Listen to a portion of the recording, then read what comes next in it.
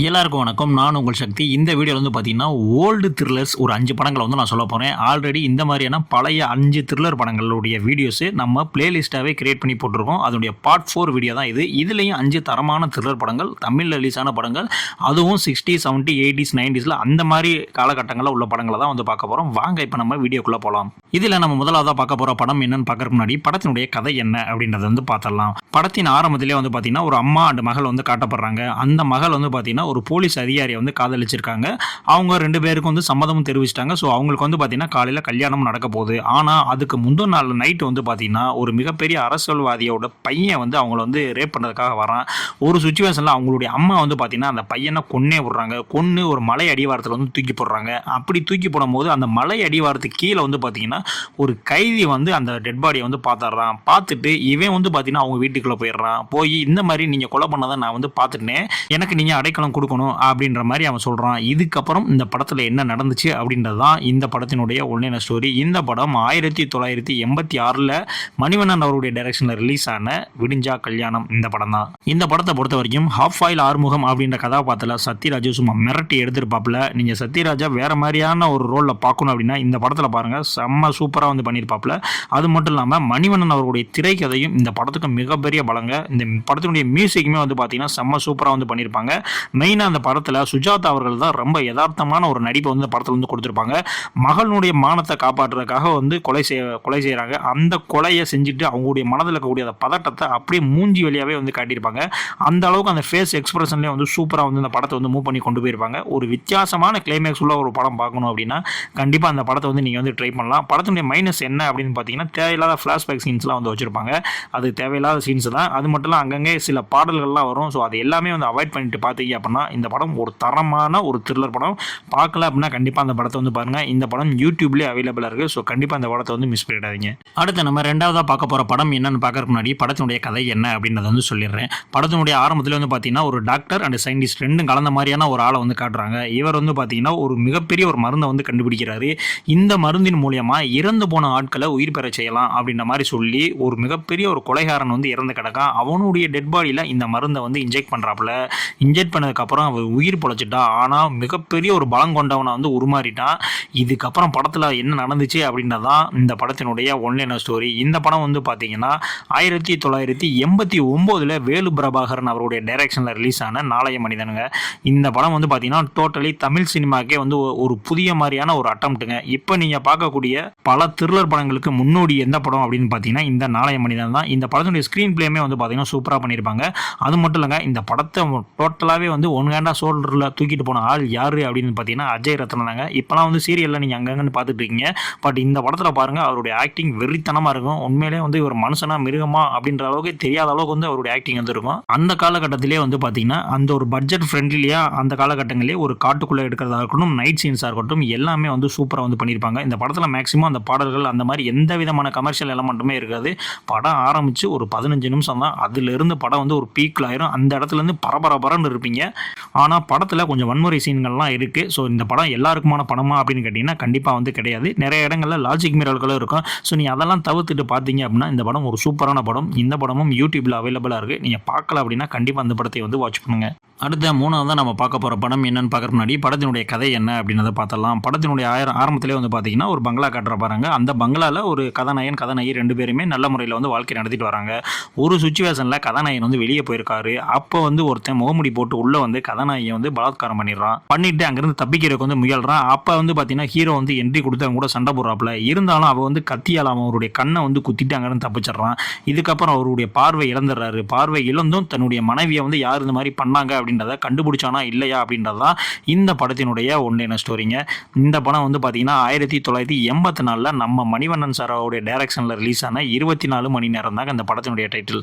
இந்த படத்துலேயே வந்து பார்த்தீங்கன்னா எக்ஸ்ரே சைக்கோ அப்படின்ற மாதிரியான ஒரு கதாபாத்திரத்தில் சத்யராஜ் வேற லெவலில் வந்து ஆக்டிங்கில் வந்து மிரட்டி விட்டுருப்பாப்புல. இந்த படத்தில் வந்து பார்த்தீங்கன்னா பாக்யராஜும் வந்து பார்த்தீங்கன்னா ஒரு வித்தியாசமான ஒரு ரோல் வந்து பண்ணியிருப்பாப்புல, ஒரு கேமியா மாதிரி பண்ணியிருப்பாப்புல. நீங்கள் பார்த்தீங்கன்னா தெரியும். அது மட்டும் இல்லாமல் இந்த படத்தினுடைய திரைக்கதையுமே வந்து பார்த்தீங்கன்னா ஒரு ஹாலிவுட் ரேஞ்சுக்கு வந்து பண்ணியிருப்பாங்க. ஒரு 24 ஹவர்ஸுக்குள்ளே அதை வந்து கண்டுபிடிக்கணும் அப்படின்ற மாதிரியான ஒரு விஷயம் இருக்குல்ல. ஸோ அதுக்காக ஸ்க்ரீன் பிளே பண்ணப்பட்ட ஒரு படம். ஸோ அந்த அளவுக்கு வந்து பரபரப்பாக வந்து ஒரு இந்த ஸ்க்ரீன் பிளே வந்து பண்ணியிருப்பாங்க. அது மட்டும் இல்லை, இளையராஜா அவர்களுடைய பின்னணி இசையும் இந்த படத்துக்கு மிகப்பெரிய ஒரு பலங்க. ஒரு த்ரில்லர் படத்தை பார்த்ததுக்கான எஃபெக்ட் வந்து அவர் ஒரு மியூசிக் மூலியமாக தாங்க கிடச்சிருக்கும். அது மட்டும் இல்லை, இந்த படத்தில் கண்ணு தெரியாத ஒருத்தர் எப்படிப்பா இப்படிலாம் ஆக்ஷன் பண்ண முடியும் அப்படின்ற மாதிரியான விஷயங்கள்லாம் உங்களுக்கு தோணலாம். பட் இது அந்த காலத்தில் எடுத்த படம்.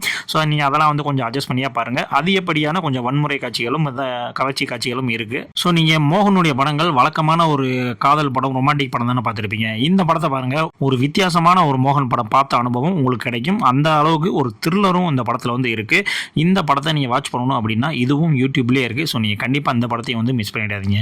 அடுத்த 4வதாக நான் சொல்ல போகிற படம் என்னன்னு பார்க்க முன்னாடி படத்தினுடைய கதை என்ன அப்படின்னு வந்து பார்த்தலாம். படத்தினுடைய ஆரம்பத்தில் வந்து பார்த்தீங்கன்னா ஒரு மிகப்பெரிய ஒரு ஊட்டி எஸ்டேட் வந்து காட்டப்படுது. அந்த எஸ்டேட்டுக்கு மேனேஜராக வந்து கதாநாயகன் இருக்காப்புல. இவன் என்ன பண்ணுறான் அப்படின்னா, அந்த பாலியல் தொழிலாளர்கள் எல்லாத்தையும் இரவு நேரத்தில் வந்து கொலை செஞ்சுட்டு இருக்கான். அது மட்டும் இல்லை, கதாநாயகியை பார்த்து அவங்க மேலேயும் வந்து ஒரு காதல் கொண்டுட்டு தான் இருக்கான். ஒரு சுச்சுவேஷனில் கதாநாயகிக்குமே அந்த விஷயங்கள்லாம் வந்து தெரிய ஆரம்பிச்சிருது. உண்மையிலே வந்து இவன் ரொம்ப அமைதியான ஆள் தான், ஆனால் இவனுக்குள்ள ஒரு சைக்கோ இருக்கானே அப்படின்ற மாதிரியான விஷயமும் தெரிய வருது.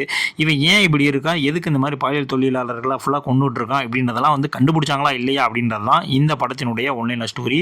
இந்த படம் வந்து பார்த்தீங்கன்னா 1980 பாலு மகேந்திரா அவருடைய டைரக்ஷனில் வெளியான மூடுபனி. ஆக்சுவலாக இந்த படம் வந்து பார்த்தீங்கன்னா சைக்கோ படத்தினுடைய அஃபிஷியல் ரீமேக்குங்க. ஹாலிவுட்டில் சைக்கோ படம் இருக்குல்ல, ஸோ அந்த படத்தை நீங்கள் பார்த்தீங்க அப்படின்னா இந்த படம் பார்க்க தேவையில்லை, அப்படியே வந்து டிட்டோ தான் பண்ணியிருக்காங்க. ஆனால் தழுவலில் எடுத்தாங்க அப்படின்றாங்க. ஆக்சுவலாக இது அஃபிஷியல் ரீமேக் தான் என்னை பொறுத்த வரைக்கும். இந்த படத்தில் வந்து பார்த்தீங்கன்னா பாலு மகேந்திரா அவர்களுடைய ஒளிப்பதிவு அண்ட் இயக்கம் ரெண்டுமே வந்து சூப்பராக வந்து பண்ணியிருப்பாங்க. என்னதான் வந்து ஒரு ஹாலிவுட் படமாக இருந்தாலும் தமிழுக்கு ஏற்ற மாதிரி அந்த படத்தை வந்து ஸ்க்ரீன் ப்ளே பண்ணி வந்து மக்களுக்கு வந்து கொடுத்துருப்பாங்க. பிரதாப் போத்தன் அவருடைய ஆக்டிங்குமே வந்து பார்த்தீங்கன்னா அந்த படத்தில் வந்து சூப்பராக பண்ணியிருப்பாங்க. அது மட்டும் இல்லாமல் இந்த ஊட்டியினுடைய அழகை வந்து இந்த படத்தில் வேறு மாதிரியான த்ரில்லராக வந்து இந்த படத்துக்கு வந்து யூஸ் பண்ணியிருப்பாங்க. ஒரு சைக்கலாஜிக்கான ஒரு த்ரில்லர் படங்க. ஸோ அந்த மாதிரியான ஒரு படங்கள் நீங்கள் 80s 90sலாம் வந்து ரிலீஸ் ஆயிருக்காப்பா அப்படின்னா கண்டிப்பாக அந்த மூடுபனி படத்தை வந்து பார்க்கலாம். இந்த படத்தினுடைய கிளைமேக்ஸுமே வந்து பார்த்தீங்கன்னா சூப்பராக வந்து பண்ணியிருப்பாங்க. நீங்கள் அந்த படத்தை பார்க்காம இந்த படத்தை பார்த்தீங்க அப்படின்னா இந்த படம் அந்த அளவுக்கு வந்து உங்களுக்கு ஒர்த்தாக தெரியும். நீங்கள் பார்க்கல அப்படின்னா கண்டிப்பாக பாருங்கள். ஆனால் இந்த படம் வசூல் ரீதியாக அந்த அளவுக்கு போகலை அப்படின்ற மாதிரி சொல்கிறாங்க. பட் படத்தை பார்க்கும்போது ஏன்பா போல அப்படின்ற மாதிரி நம்மளுக்கே வந்து தோணும். அந்த அளவுக்கு வந்து ஒரு ஒர்த்தான படம் தான். இந்த படமும் யூடியூப்ல அவைலபிளாக இருக்குது. கண்டிப்பாக இந்த படத்தையும் வந்து நீங்கள் வாட்ச் பண்ணுங்கள். அடுத்த ஃபைனலாக நம்ம பார்க்க போகிற படம் என்னென்னு பார்க்குற முன்னாடி படத்தினுடைய கதை என்ன அப்படின்றத பார்த்துடலாம். படத்தினுடைய நாயகி வந்து பார்த்தீங்கன்னா அவங்களுக்கு ஒரு கனவு வருது. அந்த கனவு நிஜத்திலையும் வந்து லைவாக வந்து நடக்குது. இந்த மாதிரியான ஒரு விசித்திரமான ஒரு பவர் வந்து வச்சுருக்காங்க. ஒரு சுச்சுவேஷன் வந்து பார்த்தீங்கன்னா அவங்களுடைய அக்காவே யாரோ ஒருத்தன் வந்து கொன்று ஒரு செவுத்துக்கு இடையில வந்து புதைக்கிற மாதிரி ஒரு கனவு வருது. இந்த கனவை வந்து பார்த்தீங்கன்னா அவருடைய காதலன் கிட்ட சொல்கிறாங்க. ஆனால் காதலன் வந்து நம்புகிறான். ஆனால் இதை மற்ற யாருமே வந்து நம்ப மாட்டாங்க. ஸோ அவங்களே வந்து நீங்கள் உங்களை காப்பாற்றிங்கன்னு சொல்லி எச்சரித்தாலும் இந்த கனவெல்லாம் வந்து பழிக்கவா போகுது அப்படின்ற மாதிரி வந்து தட்டி கழிச்சிட்றாங்க. ஒரு சுச்சுவேஷனில் அது உண்மையிலே வந்து நடந்தது. இதுக்கப்புறம் இதை கையில் எடுக்கக்கூடிய போலீஸ்காரர் இந்த கேஸை சால்வ் பண்ணாரா இல்லையா அப்படின்றது தான் இந்த படத்தினுடைய ஒன்லைன் ஸ்டோரிங்க. இந்த படம் வந்து பார்த்தீங்கன்னா 1984 மணிவண்ணா டைரக்ஷனில் ரிலீஸ் ஆன 100வது நாளுங்க. இப்போ எடுக்கக்கூடிய எல்லா த்ரில்லர் படங்களுக்கும் முன்னோடி எந்த படம் அப்படின்னு கேட்டிங்கன்னா இந்த 100வது நாள் படம் தான். இந்த படத்தை கண்டிப்பாக பார்க்காத 90s கிட்ஸ் யாருமே வந்து எடுக்க மாட்டீங்க. இப்போவுமே வந்து பார்த்தீங்கன்னா ராஜ் டிவி, கேஸ் டிவின்னு பொழுதனைக்கு இந்த படத்தை வந்து போட்டுட்டு தான் இருப்பாங்க. அந்த அளவுக்கு ஒரு ஒர்த்தான படம். மணிவண்ணன் அவர்களுடைய அசாத்தியமான ஒரு டைரக்ஷன் அண்ட் ஸ்க்ரீன் பிளே வந்து இந்த படத்தில் வந்து நீங்கள் வந்து பார்ப்பீங்க. அது மட்டும் இல்லைங்க, விஜயகாந்த் அவருடைய கம்பீரமான நடிப்பும் இந்த படத்துக்கு மிகப்பெரிய பலம். பின்னணி இசையில் இளையராஜா வந்து மிரட்டி விட்டுருப்பாங்க. டைட்டிலுக்கு ஏற்ற மாதிரி தான் வந்து இந்த திரைக்கதையை வந்து நடிச்சிருப்பாங்க. அது மட்டும் இல்லைங்க, 100வது நாளில் கொலை நடக்கும் அப்படின்ற அந்த கவுண்ட் டவுன் இருக்குல்ல, ஸோ அந்த பயத்தை படம் பார்க்குறோம் எல்லாத்துக்குமே வந்து கடத்தின விதத்தில் சூப்பராக வந்து பண்ணியிருப்பாங்க. இதில் மிகப்பெரிய மைனஸ் அப்படின்ற மாதிரி எனக்கு எதுவுமே வந்து தோணலை. ஒரு சில இடங்களில் சாங்ஸ் வரும். ஸோ அது மட்டும் இல்லாமல் இருந்துச்சு அப்படின்னா கண்டிப்பாக அந்த படம் வேற லெவலான ஒரு படங்க. இப்போ நீங்கள் இந்த படம் பார்த்தாலே அந்த அளவுக்கு வந்து ஒரு த்ரில்லாக இருக்கும். அப்போவே அந்த அளவுக்கு யோசிச்சிருக்காங்களா அப்படின்ற மாதிரி வந்து உங்களுக்கு தோணும். அந்த அளவுக்கு வந்து அற்புதமான ஒரு படம். இந்த படமும் யூடியூப்பில் அவைலபிளாக இருக்குது.